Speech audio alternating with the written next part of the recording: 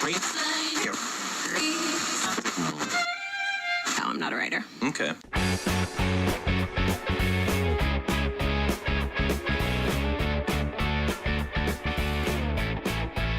There would be a piss off the ocean for some reason, but I don't like it. All right. Yeah. Can't Jeez, imagine they're why. so sensitive. Yeah.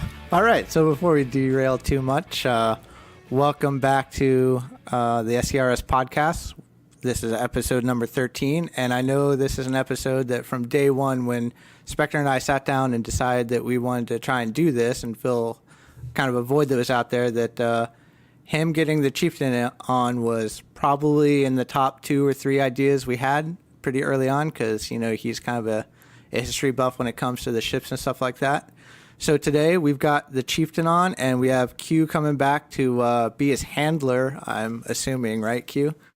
Yeah, I'm here for fun, but I'm also here to, if there's no questions that Chieftain maybe can't answer about St. Petersburg or something, that I can step in. But yes, and I'm also gonna like slap him every time he starts going off topic and starts talking about NDA stuff or something.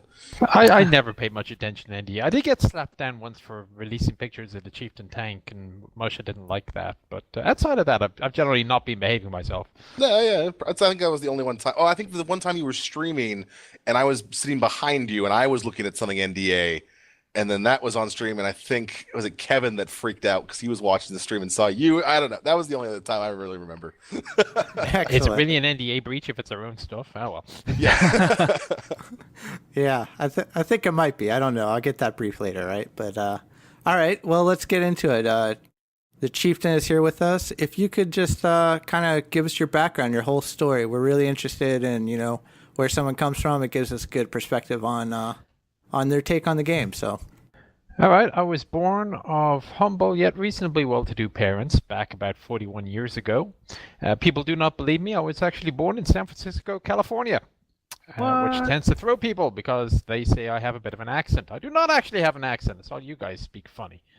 But the general gist of it is that I'm half Irish and half Greek. I was brought up primarily in Ireland, which accounts for the accent and unusual mannerisms, with about 5 years in Belgium, a bit in Greece, a bit in South Korea, which I didn't really like that place very much. But anyway, I decided to move back to the US in search of more money, better weather, and bigger guns back in January of 2000. Landed in San Francisco. I now ironically live in the town of Dublin, California, much to the mirth of the friends back home in Dublin and my family, such of them as are still there. My background is I have a law degree, and after spending 4 years studying law, I decided I didn't want to do it for a living. Hit the eject handle and went into IT. So I was working IT for a while. A buddy of mine in Ireland said he looked like he was having a grand old time playing in the Irish military, and he convinced me to join in, so I got into the Irish military. Initially, I was going to go into the Navy, and so here's me thinking to myself, what would because I was playing Harpoon for years, the miniatures version, not the computer game version, although I did go to the computer game version of it as well, and so what would young Seaman Moran be doing on a ship? And I had visions of myself standing a watch on the prow of one of the Irish ships in the North Atlantic in January, being cold, wet, and miserable.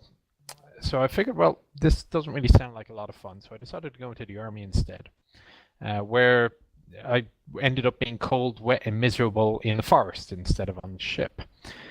And I had a thought about it, and once you finish your sentry duty, you go inside, or whatever you call it, your watch, I guess. You go inside the ship, and you're nice and warm because there's a heater and lights and electricity. Whereas in the forest, you get into your cold, wet sleeping bag, and you continue to be cold, wet, and miserable until it's time to wake up. Well, time to get up because you never actually made it to sleep. So that may have been a flaw in my thinking, but after a couple of years as a cavalryman in Ireland, came to the US, joined the US military. The Air Force wanted nothing to do with me. Another friend of mine, tanker, got me into the tank unit instead. So I still hold the rank of major. I'm in the National Guard. A couple of deployments here and there, and I was working IT. No one said you may be too tall for this job. Oh, many people said I was too tall to be a tanker, but in practice, it's not a problem because I just open a hatch and stick my head out. Every now and then, yeah, somebody would shoot at you and you'd get in and it'd be uncomfortable, but your temporary discomfort is not very high on the list of worries at a particular moment in time because somebody's shooting at you. So you're far more worried about shooting back. Anyway, so join the military. And as a side note, I was doing a lot of volunteering at the Littlefield Tank Collection, where if you watch the Inside Hatch series, I've filmed a lot of the vehicles there. So after about 10 years of that, I had already started playing World of Tanks. And I saw a post on a forum saying, hey, come meet the developers at a tank museum. And it turned out that it was a tank museum that I was giving the tours at. So I took a day off work, went down, met Victor Kisley and a couple of other lads. Had a nice chat, and the end upshot of it was that they said they were opening up a new office in California.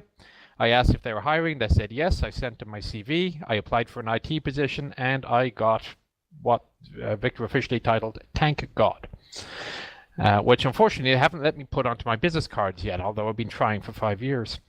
So I became basically the historian, museum interactions, subject matter expert.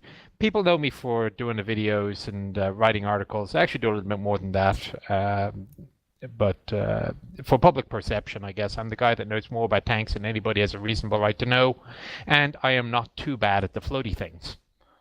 He's pretty good. So Long do you story do that? short then, does that answer your question? Yes, absolutely. So do you do that primarily for North America, or do you do that for all of wargaming? I will assist any department that asks. I do prioritize North America because it is my office, it is my home audience, and frankly, there are people who pay my salary. And we're also in the same office, which helps. We can just walk over your desk and say, hey, tell me about the new flag I should put on the Scharnhorst. Yeah.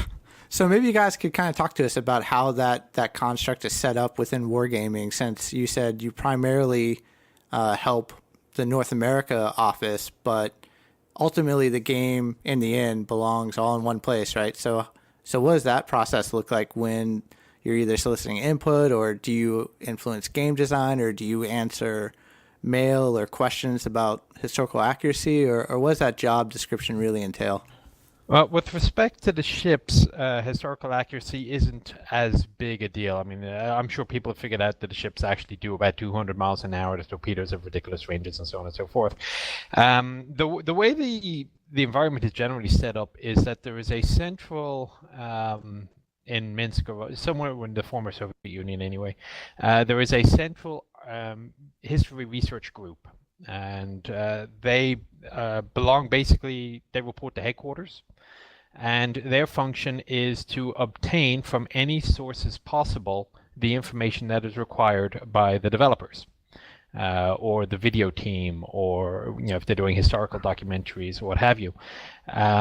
As one of their sources of information, they have folks like myself, my Japanese counterpart, who a lot of you will not know of, but his name is Tadamasa Mikiyama, and he goes by the name of Phalanx. He speaks basically purely Japanese, but he's a great resource for the Japanese materials, primarily ships.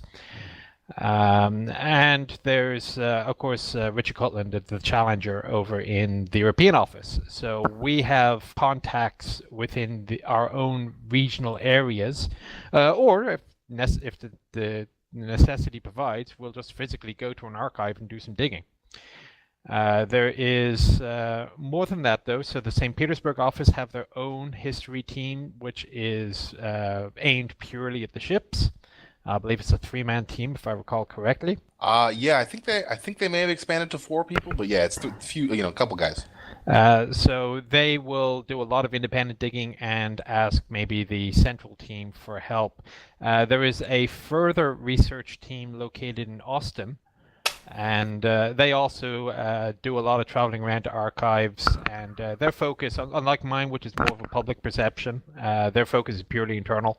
And you don't see very much of their product directly, only indirectly in the final form of the game or videos, whatever else is created with that historical input. So do the not the central team, and maybe not the St. Petersburg team, but everyone else who helps, do you get hired based as like a target of opportunity, or do they say, hey, here's a gap, let's go out and find somebody, and we're gonna hire a person to be on staff.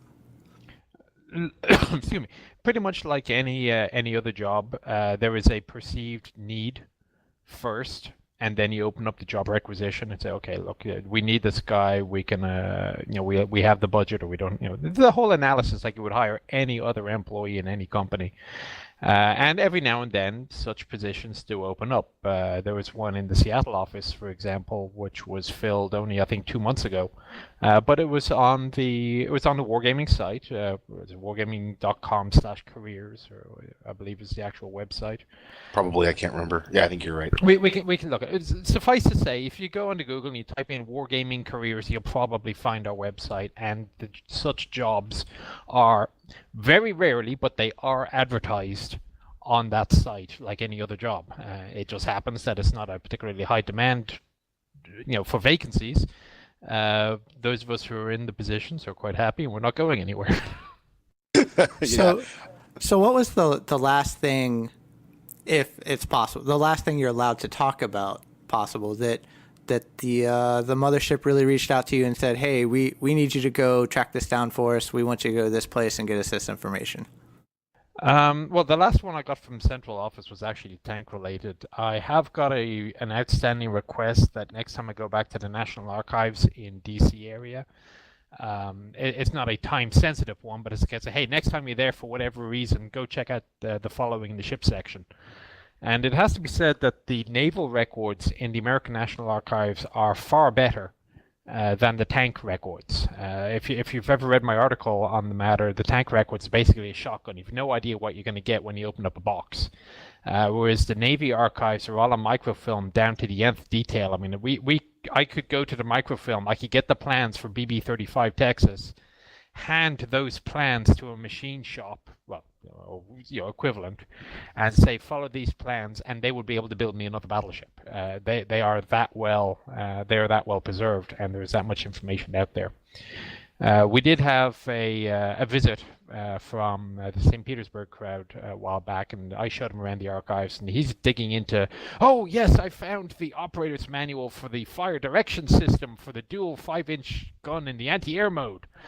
And so I have no idea how this is going to apply to your game, but feel free, if this is what you need, go ahead and we'll help you out. Yeah, it sounds like it kind of got derailed, huh? Well, you do have that little problem. And again, because I focus primarily on tanks, I go to the Army's manual, Army section, and it's kind of, okay, I'm looking for this sort of thing. Oh, this is interesting. I didn't even think to look for this. And you will get sidetracked, and it's a real pain because you're only there for a couple of days, and it's only open for a couple of hours a day. You really have to be kind of diligent about, this is all awesome stuff, but which of this awesome stuff do we really need? And there's a little bit of ruthlessness involved there, but it's a great argument for going back and say, hey, yeah, when I was there last, I saw this.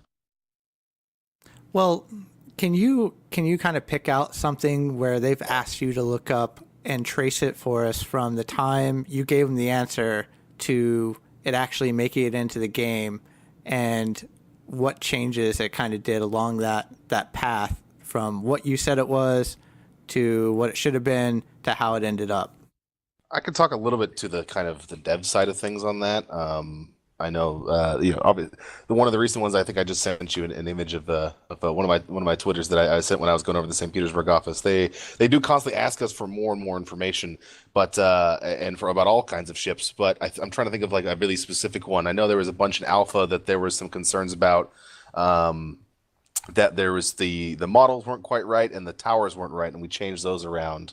But that was, I think, 3 years ago at this point. Something more recent, I'll have to think about. Yeah, I have to say, I don't actually keep very much track of the information once I have provided it. It's kind of, hey, look, we need the following information. What can you find? I will send them that information.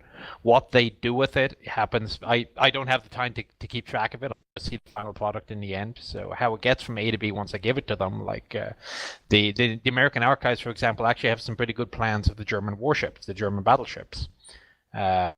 So I went up, I did a lot of scanning on their huge scanner they have up there and sent that off. And, 2 years later, two years later, it comes back and say, hey, look, here's the Type H battleship is in the game, courtesy of these plans that you found. Cool, okay. That's really awesome. So, does the U.S. Archives also contain anything for like the Japanese ships as well? Because I know a lot of people have said that the plans for the Yamato and the Musashi were destroyed before we get our hands on it. Does that hold up?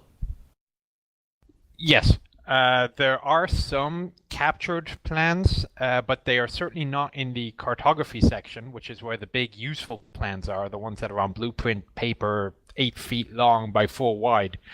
Unfortunately, the exploitation plans are in an entirely different section of the archives. They're not as accessible, if they even do still exist. So our primary sources for the Japanese ships have actually been from Japanese sources. And again, this is where Tadamasa and his years of bouncing around in the Japanese naval history world have proven quite useful. The big blueprints for the ships are on the cartography section? Yes. Don't ask me why. I think it's just a case of, well, sure, maps are big, huge pieces of paper that require a big scanner. So we'll just put the blueprints in the same section or in the same floor that has, big tables and big scanners and so on. I mean, I'll see if I can drag out some photographs of these things when they're unrolled. But they're usually very big. Interesting. Okay. So we've kind of talked about a lot of different people that are involved in tracking down some of the historical pieces for all the ships in the game. But you also made a comment that said there's not much to the historical accuracy piece of what gets implemented. And I would like to think, or I think a lot of us would like to think, that at least there's an influence or kind of a direct trace, and there's some decision along the way, whether it's for playability or balance issues, that people make certain choices. But in that, I think I don't want to speak for the chieftain here, but I think what he was saying is that we're a little bit more flexible on ships than we were on tanks. The tanks is the team is very much about making sure everything is down to the T, and in ships, like, obviously we do the same thing. We have a lot of really great guys who are QAing all of these ships to make sure they're very accurate and stuff like that. At the same time, we have a couple more parameters and stuff to kind of play with the balancing that, hit points and damage are not historical parameters on any ship. You won't find those in the Navy archives. So we have some way to play around things. And then we can also, look at plans and blueprints and hypothesize that, like, well, this would have been created this way, and so we could build it like this in our game and maybe have interesting gameplay. And, our focus is always on quality gameplay, but the second pillar to that is definitely what makes these ships really cool is that they are historically accurate and they are, beautiful pieces of history floating around. So it's a balance. We're less strict about it than tanks, I think, though. Okay. Well, let me ask this then. If you could pick out a piece of either historical accuracy or flavor or something like that didn't make it into the game that you would have liked to have seen make it into the game, or we might see later, what would you say that was? Well, flavor, I think, is what we are trying to get across. I mean, when I say, we sort of eliminate historical accuracy. Take, for example, one of the first things people noticed was with HMS Warspite, is that her maximum range isn't the same as what she actually struck hits at in real world. All you have to do is look at that and realize it was a balanced decision. But a lot of the characteristics, so as you probably all are well aware, the Japanese tended to focus very much on night fighting and torpedoes as their primary surface combat systems, whereas the Americans have their long-range guns and radar fire control. So to a large extent, we do try to incorporate those traits. But even then, by the end of the war, you start seeing a lot of overlap between the two anyway. So, I mean, hey, the Germans have fire control radar, and even the Japanese were starting to put fire control radar onto things. Although, granted, by 1945, they'd run out of ships to put them on, so they put them on coastal artillery batteries instead. But because of the nature of the game, that you can hypothesize what would, Yamato versus Montana, for example, we can get away with that sort of thing. But there are other things such as the performance of German cruiser AP shells and the HE shell performance of Imperial Japanese cruisers. Are those rooted in any sort of historical fact? I can't speak for the German ones because I didn't look it up. I did do a little bit of digging because, for the purpose of the listeners, you guys gave me some advance warning of some of the questions that will be asked. I did do a little bit of digging into the Japanese line of shells, and I was a little bit surprised, I guess, to find that the 6-inch shells, the Japanese ones, are actually better than the American ones. The 8-inch shells, they weren't. And again, this is a case of, I'm going down the rabbit's hole here. It's kind of like, the Japanese did their shell testing. They had one type of shell that just made in different calibers. So, for example, by 1932 or so, it had the Type 91 shell. And it just came in anything from 16-inch down to 6-inch. I was also curious to note that they actually developed a shell that would turn underwater, that if it fell short, it would actually rotate a little bit and go horizontally to punch through the hull. Although apparently only USS Boise was ever known to have fallen victim to such a shell.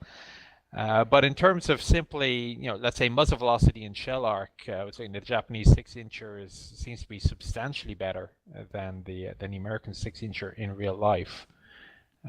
As for HE, well, you can, let's just say the HE effects in the game are long debated. Right. So maybe this is a little bit out of your immediate purview, but to anyone who's ever looked up, like historical gun data and stuff like that, sometimes there are multiple sources citing different performance characteristics for the shells. When you guys do this kind of research and pass it off to the mothership, is there any one particular source that seems to be more treated as the authoritative source, or is it sort of just kind of whichever seems more likely? Have you ever seen the video that was recorded of my talk on this at Chicago? That's a great talk. See, I can find that maybe possibly. No, we haven't, but I would love to check that out. All right, so it's obviously focused on tanks, not ships, but the same general theory will follow. In it, I go over the different sources that you have and the rankings of the different sources. So if we could get, for example, the U.S. Navy ballistic test results of a test of, this type of ammunition on this date at this range, and we have the original source documentation, that is probably going to go higher in our reliability list than Friedman. And Friedman will be higher in the reliability list than, I don't know, Joe Bloggs posting on his I Love the U.S. Navy forum. That was about a year ago, right? Was that 2 years ago? Yeah, it was last year, I believe. Okay. Last summer. I think it was on the console. If you look on the console YouTube channel, I think that's where you'd find it. So anyway, so Q's gonna go look that up for you. Okay. All right. Cool. Are there so I've seen you in game recently, actually, playing the Midway. Just was wondering, what's your favorite ship in Warships? I have to say I do enjoy the carriers, Midway and Saipan, if I just feel like having fun. I really am liking my gearing. I've turned it less of a gunboat and more of a sort of a stealth spotter. I'm a little disappointed by my Des Moines. Nobody brings aircraft often enough for me to shoot at, and in terms of surface gun duels, I haven't quite figured her out yet. I am having a lot of fun recently with Dunkirk, which seems to be a controversial ship, and of course everybody's going with Scharnhorst instead. But that's another one where it's kind of like, I feel like just switching off and having fun. It's almost turned into my Churchill 3 of World Warships. Win, lose, whatever. I'm having a lot of fun doing it. In fact, I usually win. Yeah, that's it. Well, let's talk about the Dunkirk post you put up recently, and I'll let Spectre handle this one since this is kind of his baby. All I guess I have to say is it was unusual. wargaming has almost never weighed in about wargaming employee impressions of ships. And I know that in the post you stated that the one reason that you made this wrote the review was you saw a lot of negative reviews about the Dunkirk. Are we gonna see more of this from you or wargaming in general in the future? Just sort of like a wargaming from like a developer or from just like as like a from an insider's point of view, thoughts on these short ships. Unless I'm specifically asked to by the warships team, probably not. Remember that I'm a player first. I was a player before I joined Wargaming, and with 2,500 games or whatever in warships now, I'm very definitely a player of warships. So as a player, I have an opinion that has to be tainted how I put it by the fact that I'm an employee as well. So, I mean, well, the first thing is I said, look, this review, all the reviews are saying this ship is terrible, and here's a wargaming employee saying, no, it's not. Immediately, alarm bells and cynicism are going to sound. Yeah. Right. But I can't imagine that this is the first ship that we've ever released, and the reviews have come out less than absolutely stellar.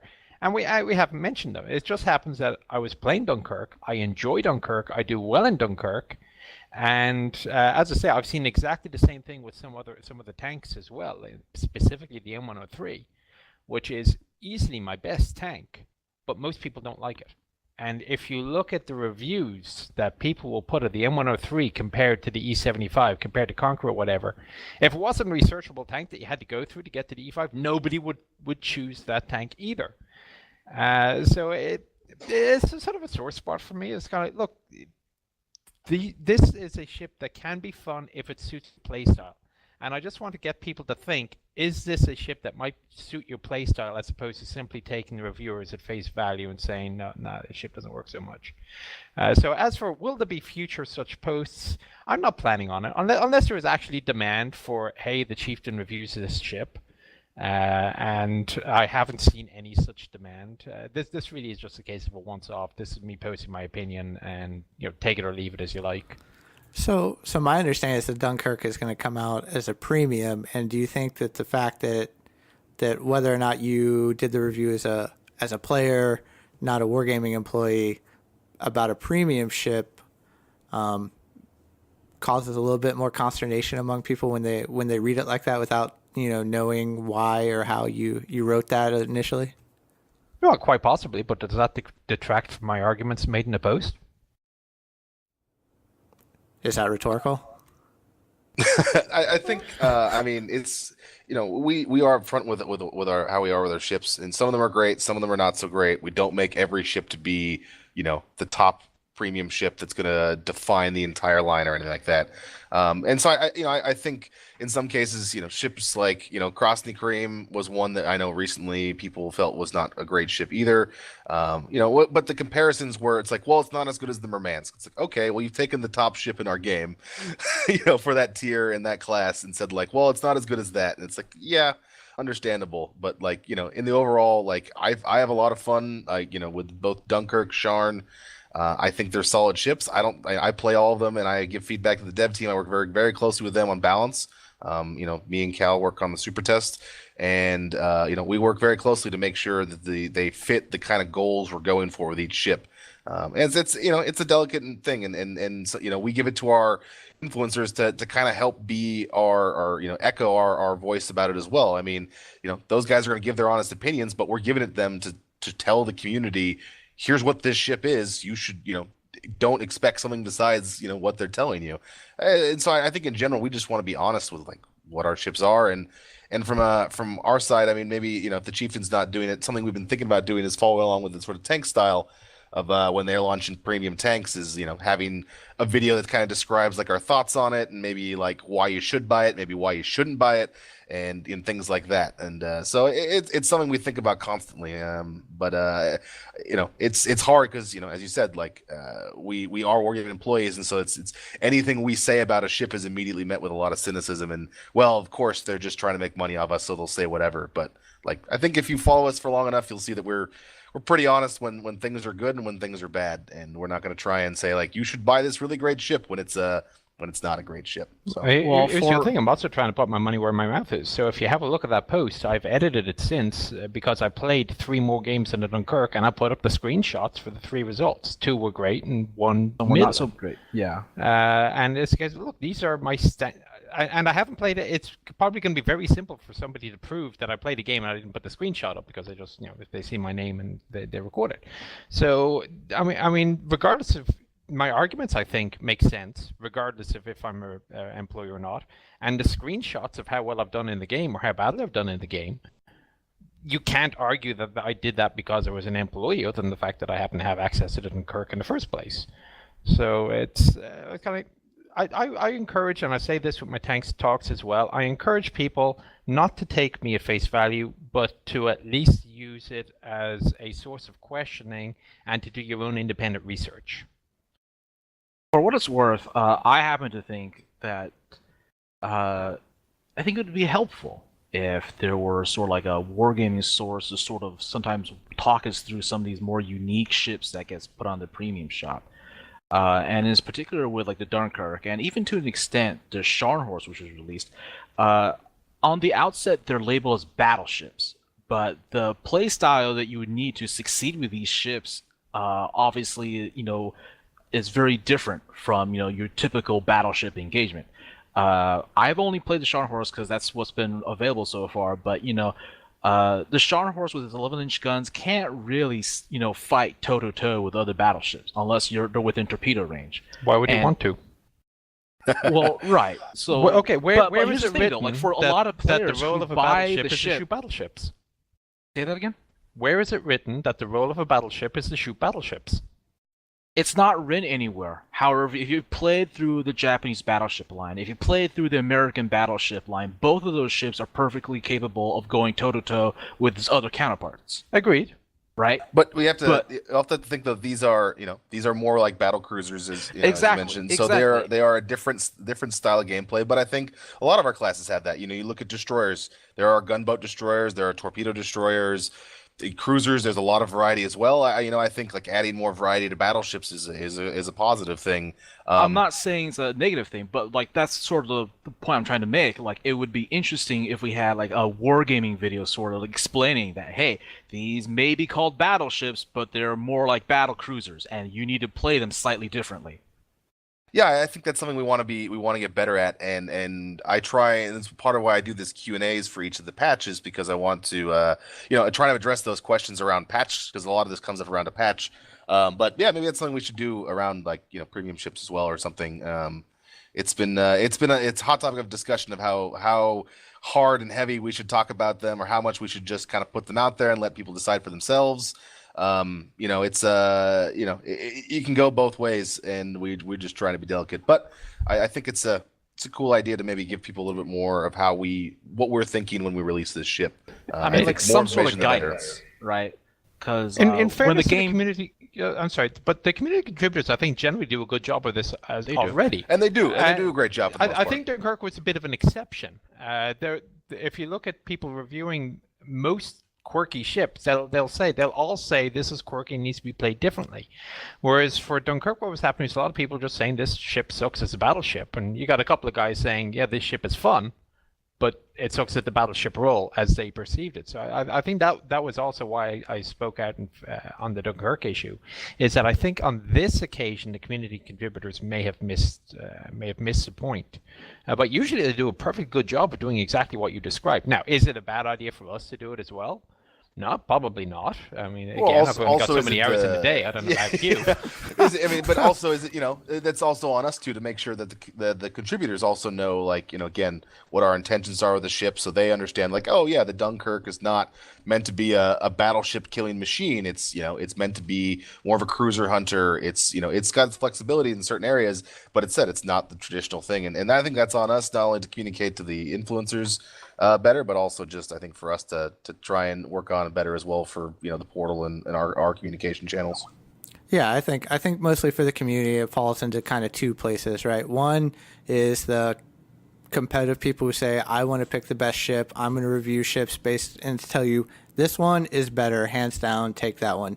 And the other one is people's perceived notion of equality, and there's balance doesn't necessarily mean equal when we're talking about ships. And so, I saw somebody in chat the other day talking about the Scharnhorst, for instance, and trying to tell them, hey, play it more like a big cruiser and you'll have a lot more fun in it.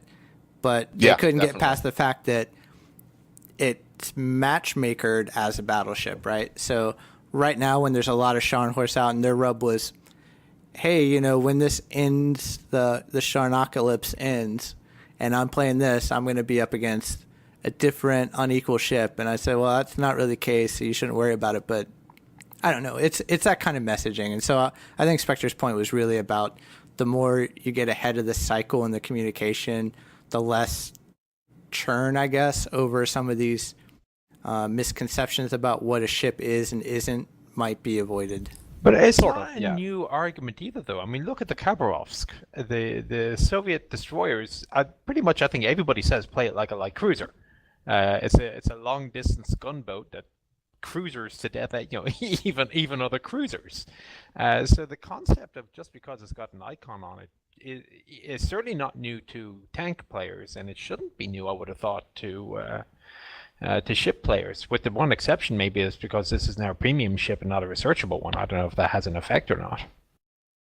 I mean, to be fair, it still took the community a little bit of time to realize that, these Russian DDs are being meant to play as really zippy, small, light cruisers. I mean, I don't know about your experiences, but at least in my experience, when those DDs first hit, a lot of people complained about them because they were trying to play them like US or Japanese DDs and they weren't getting the results they were used to. Yeah, well, I mean, part of this also is that we want some surprise and excitement in the game. I mean, like, we can't just tell you everything. I mean, we could just say, hey, here is the exact best crew skill statistically in the game for this ship. But we want you to try and learn and figure these things out. Like, when we release a new line, we want you to be excited to try it out, try new things, and not just go, well, it's a destroyer line, so I'll play it like every other destroyer. Think about maybe it is a gunboat, maybe it's something interesting. We want a little bit of mystery to the magic. It can't all be up front. Well, that's true. I do recall a couple of old games where I get great satisfaction out of finally figuring something out. Yeah, there is something to be had in that as well. But also, there's something to be said, and I agree with it. Like, we shouldn't obfuscate information. Like, that obviously is, and getting more ahead of things. I think, we can always get more ahead of things, and it's something we're still working on. So, I don't know. So, I'm really curious, why pick the Dunkirk? How did that come about? I think it's a really interesting ship to pick, and it's kind of caught everyone out of left field. No one expected a French ship, at least this early. So what was the decision to go with that one specifically? Has somebody got a little Dunkirk model on their desk and said, hey, we're doing that one next? Well, it's not too far off that. I mean, the European guys wanted, we were defining the ship list for 2016 of what kind of ships we wanted to see. And, every region throws in their 2 cents of what they want. And of course, the EU guys, threw in a lot of European ships. And one of them was the Dunkirk. And, it had this kind of unique play style with only front turrets. And we don't have many ships like that besides maybe the Izumo. I think there's maybe one more that's got only the front. No, I think it's only the Izumo, right? I can't remember. Yeah, in game, just the Izumo. Yeah, just the Izumo. And so we wanted to try it out as something kind of an interesting, see how it works, see how the balance goes, and just see how front-mounted turrets, do at that tier. And it's not it's not the most famous ship or anything like that, or something that oh my god, everyone knows about the legendary Dunkirk. But it's a cool ship. People in the EU office, had kind of a love for it from the history side of things and know about it. And so it comes with all of us kind of collaborating together and sort of picking and choosing with all the regions going well, that sounds kind of cool. From the pile you brought, Dunkirk seems like it'd be a cool one. You should put that in there, kind of thing. So it's a lot of collaboration, but it's a lot of it's got to be some person championing it, right? So we've got a guy in this office who I think every day champions the Enterprise when he comes into the office every single day. So I'm fairly confident that one day we'll be in a conversation where we're defining 2017 ships, and we'll talk about the Enterprise, and we may or may not get that on a list in the future. But it's things like that. Someone's got to champion it. Someone's got to be passionate about it, but it's a group thing. It's actually great fun doing all the research for these obscure ships. So I'm making big arguments for the battleships that were used down tier 3, the battleships that were used by Brazil and Argentina. Or how about General Belgrano, a nice Brooklyn-class light cruiser? And it's kind of like I'm sure the British players would love to sink that one, but it's there is, especially for the premium ships, there is a lot of opportunity for us to go pick unusual things that are just entirely different, not least because they simply don't fit, shall we say, into the character of a researchable line. Pretty much every navy went off into left field once or twice.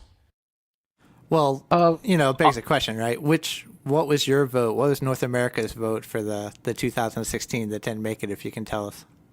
Oh, that didn't make it. Have they told us?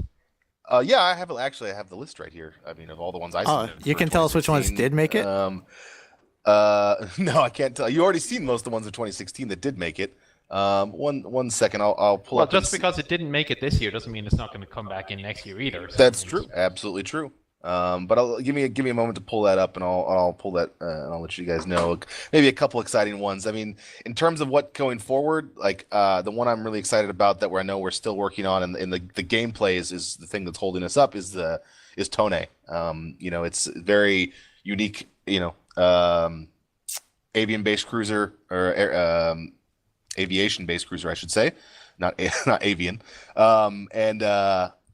It's going to have a very unique gameplay with having to control main guns and planes simultaneously if we can make that work. So, that one, it's not going to come out in 2016 even though we wanted to, and it was one of our votes because, well, the gameplay is not done. We haven't figured out how to make it the UI not insane so people don't go crazy just looking at 5,000 different UI elements for their planes and their guns all at once. So it's a little bit of a challenge for some of the ships. Yeah. Other things. So one of the things I suggested to them, for example, was the Japanese patrol boat 102, which was also known to the U.S. Navy as USS Stewart. So again, if you're familiar with tanks, you'll find a lot of tanks were captured by one side or the other. They changed the weapons fit out a little bit, and you just had something that's completely out of character. So we've been kind of pushing about. I have absolutely no idea. I mean, as the Q's looking up what was accepted and what wasn't, I have absolutely no idea which of our wacky, bizarre vessels are going to be implemented or not. But this is giving you an idea of the sort of thinking that we're going through for this ship list. Yeah, I mean, so we had things like Indianapolis, Texas, a lot of the big ones you've seen this year. Of course, we pushed for. Some of the ones that didn't make it, I know I see all the time. HMCS Haida, or is that how you say it? Haida. And that's a big request. We'd push that out there. Missouri's not on this list actually. Campbelltown we wanted because we thought that was cool. A couple of things like that, but then we had some ideas we were initially throwing around with doing a lot of Brazilian and South American based ships, but we sort of steered away from that at the end of the year. But so something like, I don't know, Agnicourt or the Rio de Janeiro, Great Britain Brazilian ship, or Sao Paulo or something like that was something we were throwing around too to possibly make the South American folks happy. But unfortunately, those ones did not make it for 2016. Although I am looking forward to the Peruvians still have a gun cruiser in service, a De Ruyter class, if I recall. So that should be a fairly high tier South American cruiser when it shows up, assuming it does eventually show up. As it's currently modded, that's how you're going to put it in? Yeah, we haven't quite figured out what the AA rating is going to be of the missile system. But it's kind of, so for example, we were actually asked because Charles F. Adams, she's still afloat of all things. They're turning into a museum down in Florida, and wondering, can we do anything with Charles F. Adams? It's a historically significant ship. It was the first ship to bring the tin can navy into the missile age. And it's kind of like I write back and say, well, yeah, it's a great idea, but what's the AA rating and the anti-surface rating you're going to give the standard missile system? It's going, never mind. Yeah, I imagine that'd be even harder than the tone to balance. That'd be interesting April Fool's idea. Just give us all ships armed with missiles. Well, we've got some fun ideas for some special events coming up. None including rocketry or missiles at this time that I know of, but I will keep that in mind. Rocket-powered ships. Well, let's circle back to I didn't get a chance to catch it when we were talking about Russian DDs, but it's not specific to them, but the concealment mechanic for destroyers in the game, and maybe you could talk to us a little bit about what real visibility was like then, and then we can kind of put in perspective of how the DD spotting mechanic is implemented. Well, the real world is simple enough. I mean, you have two factors. You got the visibility distance range, which is the atmosphere. Is it hazy? Is it cloudy? Is it rainy? And so on. And you have the curvature of the Earth. So depending on how high your ship is, how high up you can stand, up the mast or what have you, then there is a simple formula that you can use to determine what the maximum visibility distance is there. So if you've got unlimited visibility and a nice big ship, in theory, you should be able to see a destroyer's wake or stack or something from quite a distance, which of course does not necessarily apply in World of Warships. So when it comes down to destroyer concealment in the game, I'm going to hand that one over to the producer because I have no official opinion on it whatsoever. You're standing? All right. Just throw me right under the bus. No, it's fine. No, I think obviously the vision system is something that sort of came over partly from tanks, and in some ways we're happy with it, in some ways we're not. I think visually, I think it could use some improvements to be a little bit more obvious. But in terms of like, are you asking more in terms of like why did we do it in terms of gameplay choices, or how did the history inform us? Both, and I would imagine the game choice was more about survivability and how you balance that in the game and the way it scales. But how was that informed? Is there a relationship between the two, or was it simply a balancing factor in game for gameplay? No, I think we had a lot of ideas early on how we wanted to do visibility and how we still actually want to improve it in the future. I remember I was sitting with the head of the development when I think we were at Gamescom, and he was explaining to me that it was impossible for him right now to generate anything other than completely random passwords for the game. But they could probably add in the curvature of the Earth next patch if they really tried. That's interesting. That's an interesting relationship. Yeah, and it's like, okay, so that's interesting. Just like how funny development can be sometimes. But in general, it's like, is it about seeing the top of the ship first? Is it about I just need to be able to where would I be able to at least get enough information that I can hit a target? It's fairly complicated, and we definitely want to improve how it is currently implemented in ships, and especially in terms of like supporting actions, right? So like having a destroyer who maybe can't fire its guns and torpedoes because it's too far away, but it is providing value by spotting and doing things like that. That's obviously a big role of lots of ships in the real world. So that's something we want to encourage more in the future, and hopefully in the next patch or two, we're going to have some new features that will support that kind of gameplay. And we'll have to, of course, rebalance, how experience is earned and things like that to make it a little bit better. But I think the core answer to your question is a lot of this is holdover from tanks and from our original big world move, from years and years ago when we split off from the World of Tanks branch and started World of Warships. Okay, fair enough. Kind of want to circle back to let's go back and talk battleships, because it was kind of in a big long segment there about Yamato Montana balance, and I know one of the biggest rubs for a lot of people, and it'll generate pages and pages of threads again, I'm sure, right, every time you talk about it, which is Yamato versus Montana, and not necessarily the overmatch mechanic of being shot by Yamato, but more about the Iowa and the Montana's rounds effects on the Yamato. So you just want us to nerf the Yamato, right? No, I don't think anyone says that at Iowa all. And the Montana, if you just buff, yeah. No, I'm just more curious at the decisions or the thought process behind the shell performance. Because even if you watch the USS Iowa Naval Legends video, it was even quoted that even though the U.S. rifles were 2 inches less in diameter, their performance were almost equal. But in game, their performance seems anything but equal. I mean, that part of that is just due to balancing, right? I mean, for the Montana, with its different gun characteristics. In certain cases, it's better, but in a lot of cases, Yamato is superior. And so balancing those two ships is obviously been a long-standing discussion in our community.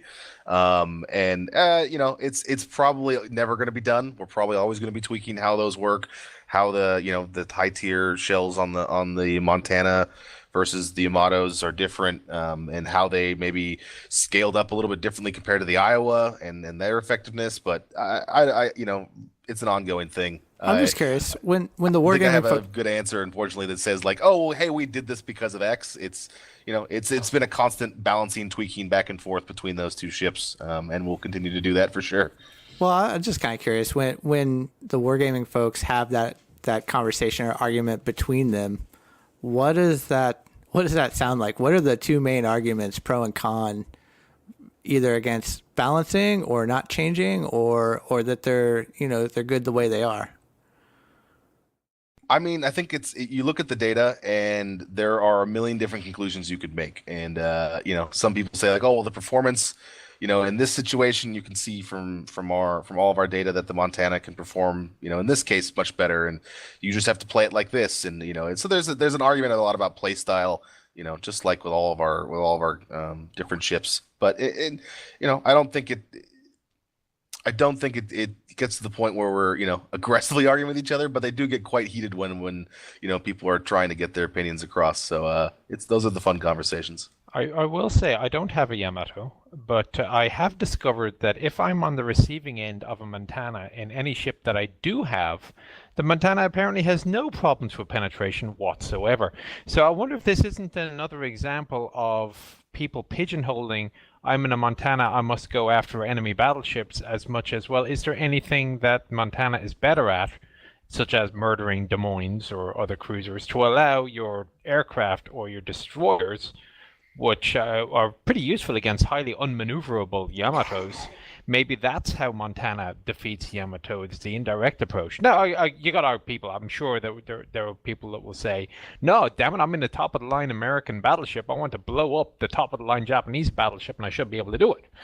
And that's a valid enough concern. After all, we play this for fun, and you would have thought that there would be a reasonable expectation that the two ships would be quite comparable in a duel. But absent you think it ever having happened. It's the same thing again, though, right? I mean, like with the Karbaros and my Shimakaze, it's like, well, you know, right now, you know, people would say probably Shimakaze is probably not as good. But you know, a couple patches ago, there was it was heated debate which one was better. But you know, in a duel, Karbaros beats me every time. There's no question. This is like, Yeah, you know, no I contest. see him, I sprint away. And that's totally understandable, and people get that. The thing is, you know, as Chieftain said, it's like you expect to be a battleship. Battleship has this kind of connotation of I'm the biggest, baddest guy on the street. Like, you can't mess with me. I should be able to mess with anyone. But of course, there has to be another battleship that, you know, is saying the same thing, and you know, then you don't necessarily you're not necessarily the biggest guy there if there's five of you. A larger philosophical question, I think, and this applies for every game that we do, every team game that we do, is these are team games, but they're filled with individuals.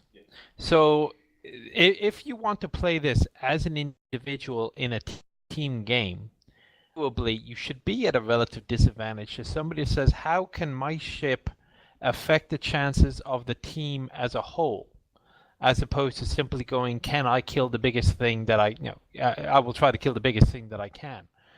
And I don't know if there actually is an honest answer to this. I mean, maybe, after all, we are individuals playing this for an individual fun, but it is still designed as a team game. So how do you work that balance between the player satisfaction it and goes back to what we were winning? talking about earlier, actually, with the incentives, right? It's about incentivizing gameplay so that, you know, people want to work together, and that's what's fun, and that's what people enjoy, and that's the most profitable way to play.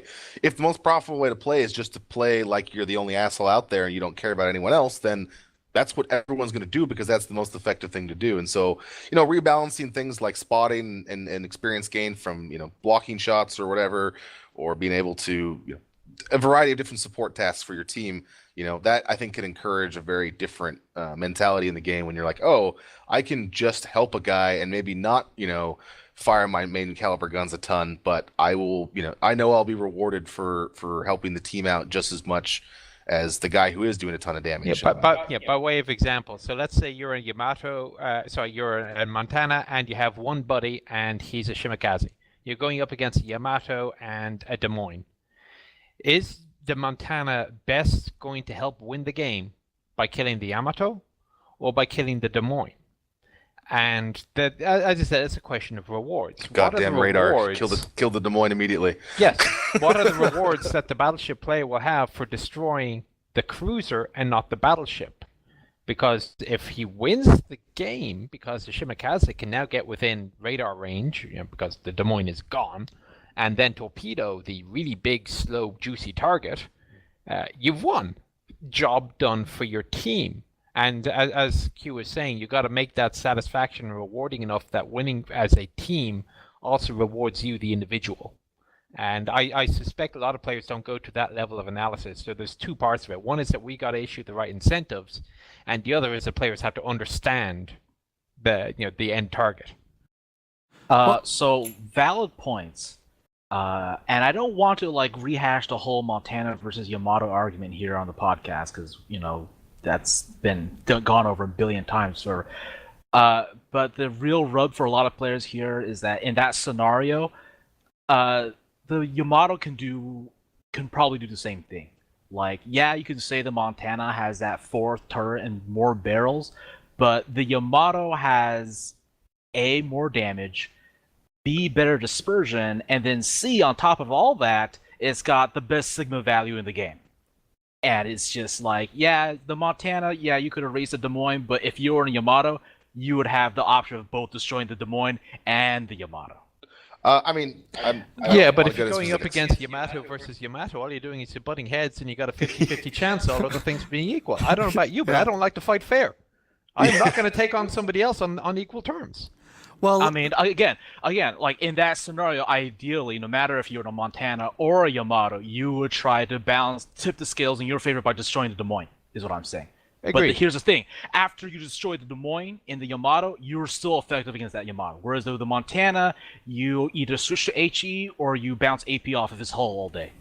Well, let me shift the conversation slightly then.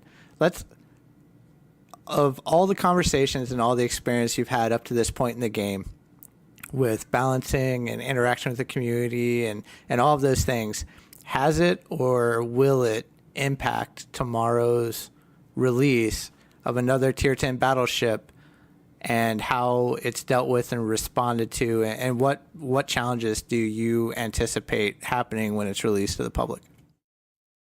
I mean, it's balance is a tricky thing, but we have a great set of super testers, and we of course we've played it on public, on the live servers, tested it out there, and the dev team is very receptive to our feedback. I work with them very closely, and the day after we're done testing, that night we're sending off feedback. The team is making adjustments. So like the Tier 10, for example, of the new the German line, it did not perform that well in super test. So we took it out, we retuned it. We've had some ideas on how we think it's going to perform now that we've made these changes. But unfortunately with all of our chips that we release, we can't do the same amount of testing that you guys do within the first 20 minutes of us releasing it on the server. We can do 1 million tests, but when you get 4,000 people jumping in with that ship immediately, you start finding all the weird little intricacies and things that you didn't know were about that ship. So we're fairly confident with how the ship is balanced now, but that's with the caveat, of course, it could change. As with all things. My first 2 games in the thing, I just got melted by Kabarov. So it's 3 minutes in, it's kind of right, I'm HE'd to death. It's just the size of a small city, so it's you can't miss it, no matter what you're firing at. Whatever your dispersion is, doesn't matter. Yeah. The other interesting thing about interacting with the community, though, is that in the warships world, most people don't know who I am. So they'll see the Chieftain and say, "That's another player. How the hell did you get this ship?" Some weirdo. I know people is what I'd usually respond. I always say I sold my soul to wargaming. But it is kind of interesting. Looking at the interactions of players when they don't realize that somebody with a little bit of influence, hopefully without overstating it too much, is actually reading what the interactions are.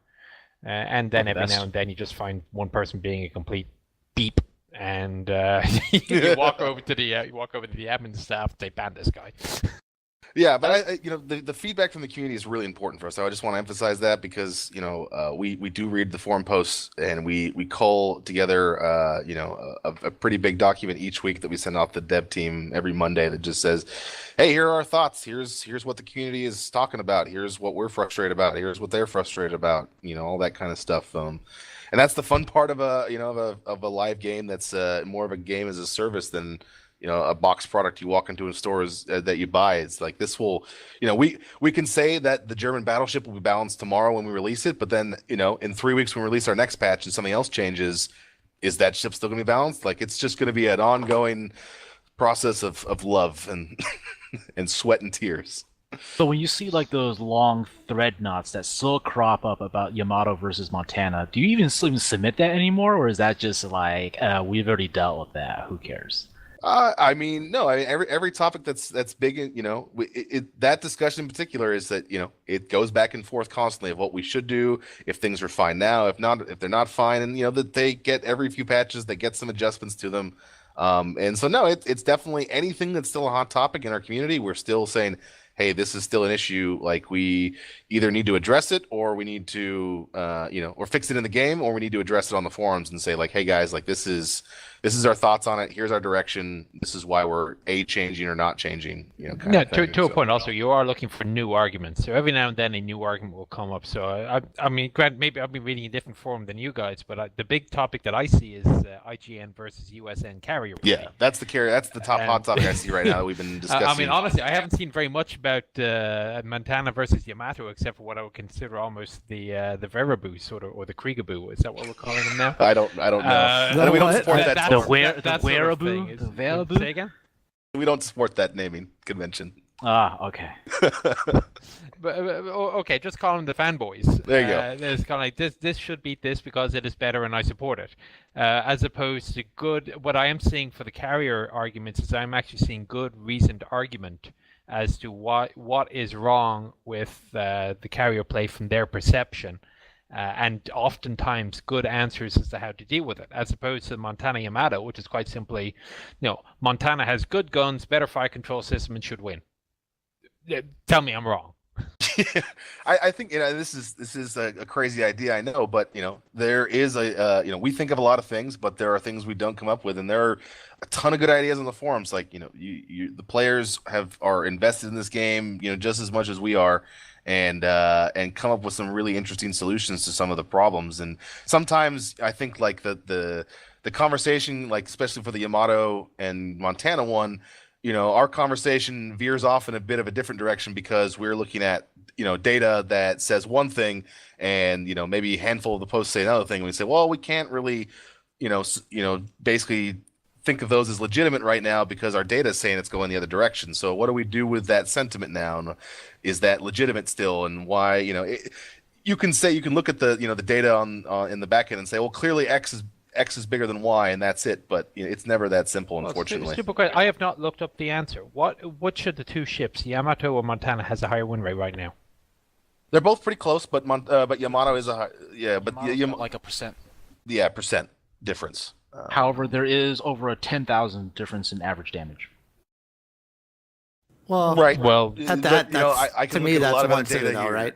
Yeah, I mean, it's to me that difference is one Citadel. I think, and so when we look at those numbers, average-wise, I don't know. I think you guys are looking at different ones. Maybe what we look at still pulls it from the same API, but well, that was one thing I was going to point out, that like in a lot of the ship stats sites, you should really look at the number of cases that they have, because sample size is super important here. And oftentimes I will see people making judgments on like a ship that just was released. Sorry, Chief. Sorry. What's going on? Hang on one second. Someone jumped into our room trying to ask us if we still needed it. Don't worry. Sorry, lost my train of thought there. We're talking data and talking data. So statistically relevant. Yeah, just make sure that like when you're looking at the data for like a new ship that just came out on Warship Stats, that like, hey, it's got more than like 10 battles on it, because there was a lot of things people were saying like, my God, this thing has a 70% win rate, and it's like, well, okay, but you may see that, but when I look at my back end and I have 100,000 battles on it, I see a lot different numbers than the 7 battles that are displayed somewhere. So I just a word of warning to everyone looking online that take all those stats with a grain of salt because they are not always 100% accurate. Now, yeah, with the respect to the extra damage, for example, okay, I can see that being perhaps a little bit unfair for the terms of how many credits or XP you get because of the extra damage done.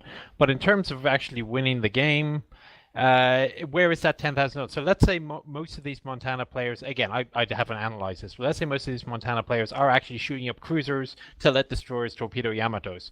The cruisers that they're shooting up have less damage points to farm, shall we say. So again, I presume if this is like tanks, each ship can have its own individual earnings rating and things can be tweaked that way.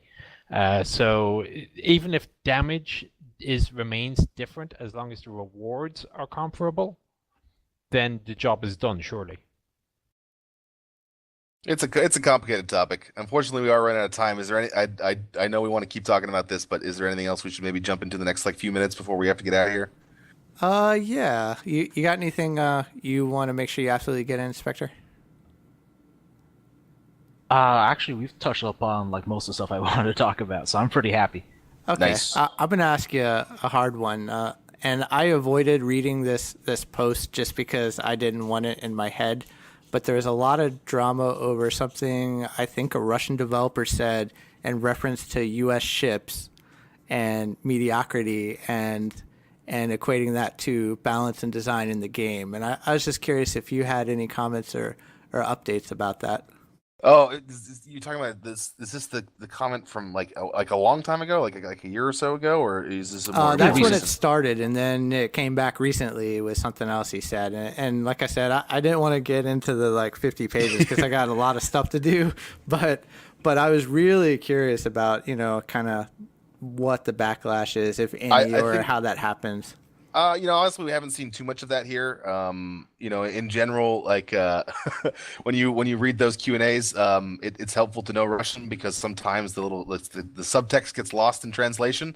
And when this came up, what was it said like a year and a half ago or something? The main point he was making was that it was very hard to balance these ships because the Americans didn't make very good ships at that time. And so the battleship specifically, he was like, man, making a tier 3 battleship that wasn't like absolutely terrible was really hard for us because those ships were not that great to work, bases to work with. But that being said, like we're not gonna, we are gonna try and make sure they're balanced and you have a similar earning and fun experience no matter what ship you're playing, if it's American cruiser or a Japanese cruiser or whatever. It does inform it, but it's not the end of the line.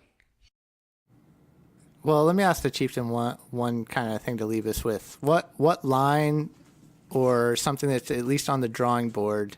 Actually, I'm going to lie. I'm going to ask you two. That's on the drawing board. Are you most looking forward to coming out?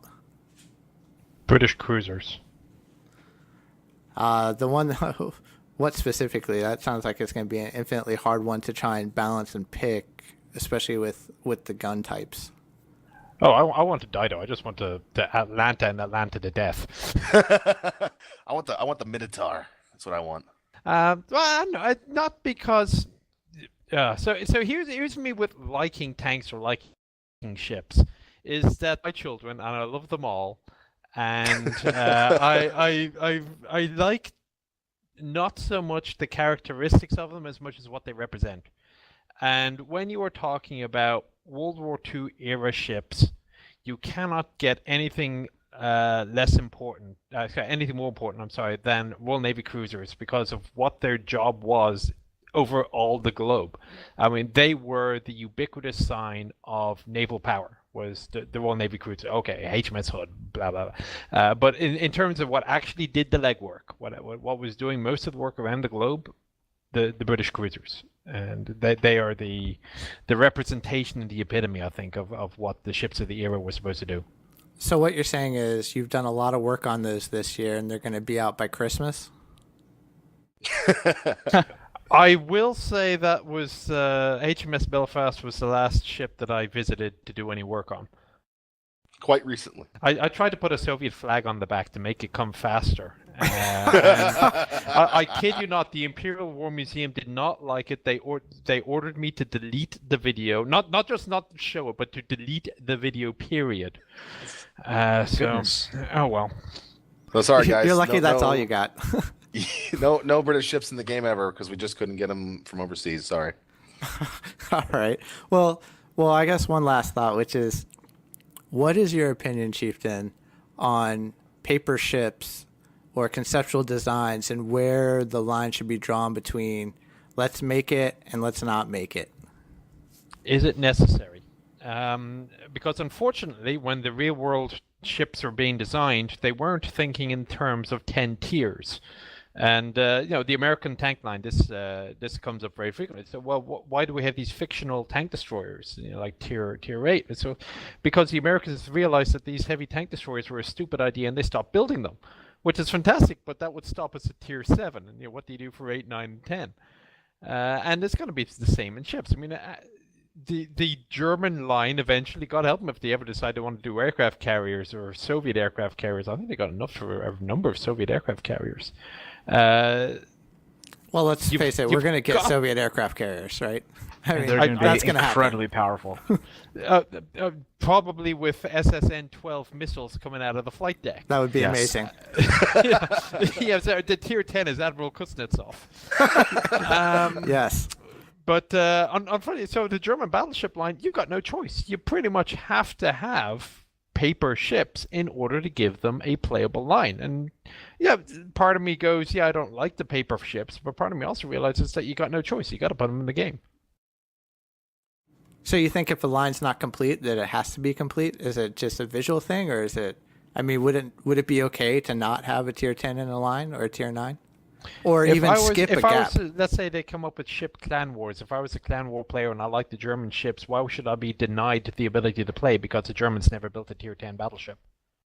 Also, like in terms of just like gameplay loop, like in just like as a game for fun, like having a big gap where you normally would like get a new ship and new kind of gameplay and a new thing to work with, you would then have twice as much time, which is actually 3 times as much time because the jump between the next ship is much bigger than you would normally have between like just getting any kind of reward. So we would like to steer away from that. That's not saying we won't do it someday, and that maybe, yeah, there's going to be some line where we just can't even come up with a tier 6 or something, and we're just not. It's not worth us to try and manufacture one.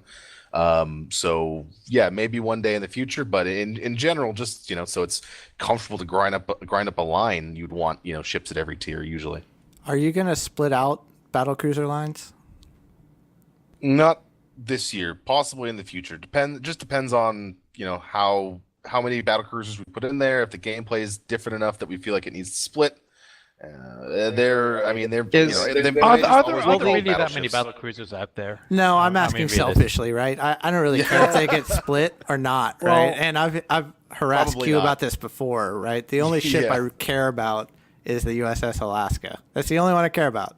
Yeah, so when you give it to me, I'll stop asking. A battle cruiser that the Americans really built, and they decided they weren't even going to call it a battle cruiser, so let's call it a large cruiser. But what do you put in the other ships in that line? What I would do is I would move the Des Moines to 9, move the Baltimore to 8, New Orleans to 7, get rid of the Pensacola, and put that at the top. Whatever it takes. Vermes solutions to everything. Just squeeze in the Alaska. You could always do an alternate branch off it, like on tanks. You go from the T-54. You got 2 different types of tier 10 medium tanks. Just do a split. You can go, after Baltimore. You can either take Des Moines or you can take Alaska. That's another option of doing it. Will the performance of the Scharnhorst and Dunkirk possibly affect what time battle cruises might come? No. Fair enough. Maybe one last, and I know this one's kind of been going back and forth, but why weren't the Scharnhorst and the Gneisenau flipped in the tree?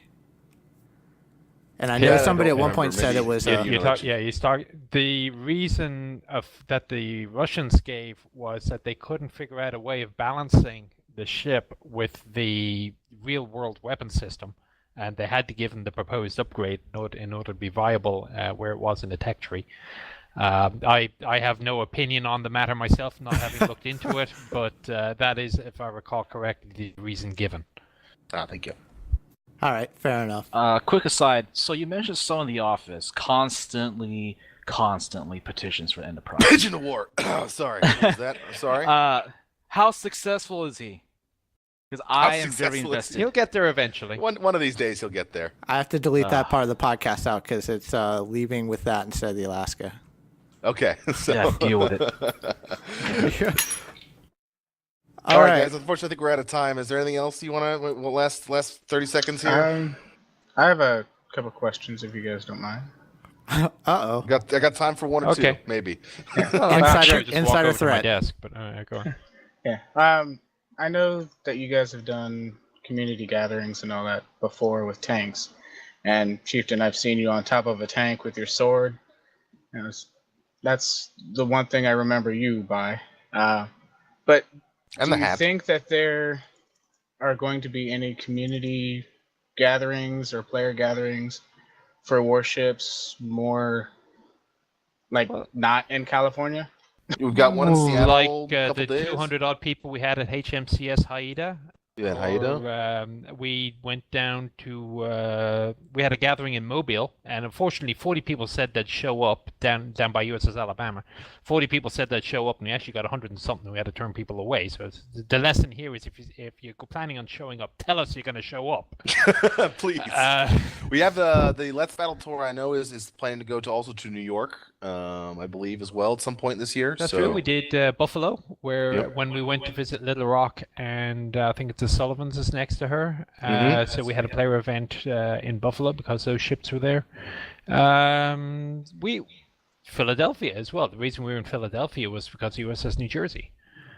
So we do actually do shippy type stuff. We do not as much as tanks, but we do. No, like have you guys even thought about going to the Washington Navy Yard or Norfolk?